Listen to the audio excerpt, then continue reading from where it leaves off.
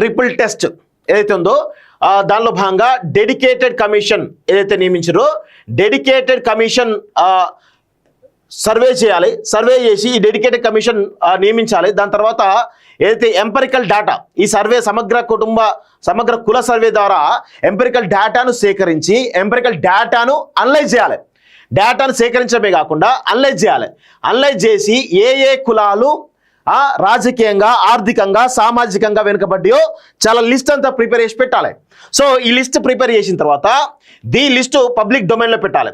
Public డొమైన్లో పెట్టిన తర్వాత లాస్ట్కి ఏం చేయాలి, ఏమైనా అభ్యంతరాలు వస్తే స్వీకరించాలి. ఈ డెడికేటెడ్ కమిషన్ ఏం చేయాలి, ఏవైనా అభ్యంతరాలు అంటే ఆబ్జెక్షన్స్ వస్తే స్వీకరించాలి. ఆ ఆబ్జెక్షన్స్ ఏవైతే సహేతుకం అనుకుంటే ఆబ్జెక్షన్స్లో ఏవైతే ఉన్నాయో అవి సహేతుకం అనుకుంటే వాటిని ఖచ్చితంగా పరిగణలోకి తీసుకోవాలి.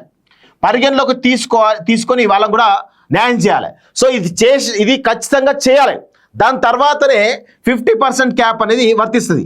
యాక్చువల్గా విషయం ఏంటంటే ఈ రెండు డెడికేటెడ్ కమిషన్ నియమించి ఎంపెరికల్ డేటా ద్వారా అనలైజ్ చేసి ఇక్కడ ఉన్నటువంటి బీసీలు కానీ ఎస్సీలు కానీ ఎస్టీలు కానీ ఏవైతే వర్గాలు ఉన్నాయో వాళ్లకు సంబంధించినటువంటి ఏ వర్గాలైతే ఏ కులాలైతే రాజ్యాధికారానికి దూరంగా అదేవిధంగా ఆర్థికంగా సామాజికంగా వెనుకబడ్డాయో ఆ కులాలను గుర్తించి వాటిని ఈ డేటాలో కంప్లీట్గా పబ్లిక్ డొమైన్లో పెట్టేసినట్లయితే ఈ 50% క్యాప్ కూడా ఉండదు, కోర్టులో వీగిపోతుంది. ఎందుకంటే ఈ రిజర్వేషన్ల ఉద్దేశం ఏంది, 100% రిజర్వేషన్ల ఉద్దేశం ఒకటే, ఎవరైతే ఏ వర్గాలకైతే రాజకీయంగా సామాజికంగా ఆర్థికంగా వెనుకబాటుతనం ఉంటాయో వాళ్లకు రిజర్వేషన్ కల్పించాలన్నదే రాజ్యాంగం యొక్క లక్ష్యం. సో కానీ ఇక్కడ ఏమవుతుంది, రాజ్యాంగంలో ఉన్నటువంటి కొన్ని లోపాలను అలుసుగా తీసుకున్నటువంటి వాటిని అడ్వాంటేజ్ తీసుకున్నటువంటి ఇక్కడ ఉన్నటువంటి ఈ అప్పర్ కమ్యూనిటీస్ ఏవైతే ఉన్నాయో అగ్రవర్ణాలు ఏవైతే ఉన్నాయో సో వాళ్ళందరూ కూడా చాలా స్పష్టంగా చెప్తా ఉంటారు. ఏమంటారు, ఫస్ట్ ఇక్కడ 3 నేను నిన్న కూడా చెప్పినా మళ్ళీ ఒక్కసారి కూడా చెప్తా ఉన్నాను.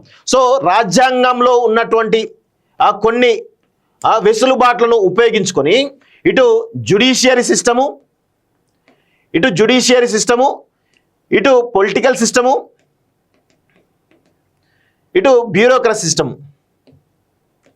ఓకే, ఈ 3 వ్యవస్థలు కూడా కంప్లీట్గా బీసీలను మోసం చేస్తూనే ఉంటాయి. సో అందుకే ప్రథమ శత్రువు మీరు చాలామంది కూడా నా అభిప్రాయాన్ని విభేదించవచ్చు కానీ ఈ దేశంలో బీసీ వర్గాలకు బ్యాక్వర్డ్ క్లాసెస్కు ప్రథమ శత్రువు ఇగో రాజ్యాంగం. దాని తర్వాతనే ఈ రాజ్యాంగంలో ఉన్నటువంటి వెసులుబాట్లు ఉపయోగించుకున్నటువంటి ఈ 3 వర్గాలు కూడా ప్రతిసారి కూడా ఖచ్చితంగా బీసీలను తీవ్రమైనటువంటి అన్యాయం చేస్తూనే ఉంటుంది. సో ఇది మనం అందరం కూడా చాలా మంది కూడా నువ్వు రాజ్యాంగం అంటావా అంటే బరాబర్ అనాల్సి వస్తుంది. మా వర్గాలకు అన్యాయం జరిగినప్పుడు రాజ్యాంగంలో మా వర్గాలకు అన్యాయం జరిగినప్పుడు 100% మేము అనాల్సినటువంటి పరిస్థితి ఏర్పడుతుంది, గుర్తుపెట్టుకోవాల్సిన అవసరం అయితే ఉంటుంది ఖచ్చితంగా. ఇది వాస్తవంగా ఈ విధంగా ఎవరు చెప్పకపోవచ్చు, ఎందుకంటే ఇంత డైరెక్ట్గా ఎవరు కూడా చెప్పరు. సో ఇది పరిస్థితి అయితే చాలా స్పష్టంగా కనబడతా ఉంది.